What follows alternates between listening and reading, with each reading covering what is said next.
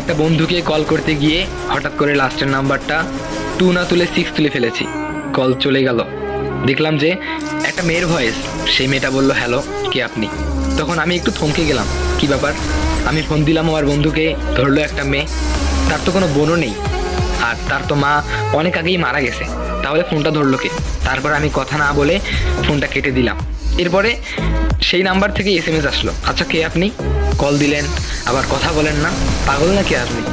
তখন আমি একটু মজা নেওয়ার জন্য, শুধু মজা করার জন্য তাকে বলছিলাম যে, কিরা আমাকে এখনো চিনতে পারিসনি? ছি, এই তোর বন্ধুত্ব। এই মেসেজটা আমি তাকে দিলাম। সে বলল, আচ্ছা তুই কি লাবণী? আমি বললাম, এখনো চিনতে পারলি না? তখন সে বলল, না এখনো চিনতে পারিনি তোকে।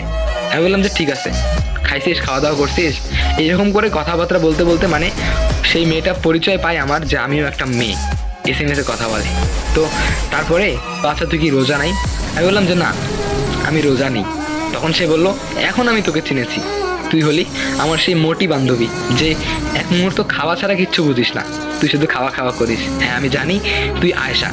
তখন আমি ওটা সুযোগ পেলাম, ভালোই তো। হ্যাঁ আমি আয়েশা, এই তো চিনতে পেরেছিস। তারপরে সে বলল, মাগরিবের পরে আমি তোকে কল দিব, তোর সাথে কিছু ইম্পর্টেন্ট কথা আছে। তখন আমি ভাবতে শুরু করলাম, মেয়েটা যদি আমাকে কল দেয় আর আমার ভয়েস যদি শোনে ছেলে মানুষের, তখন কি না তো কি ভাববে, তাই না? তো তারপরে আমি বললাম যে আসলে আমি আপনার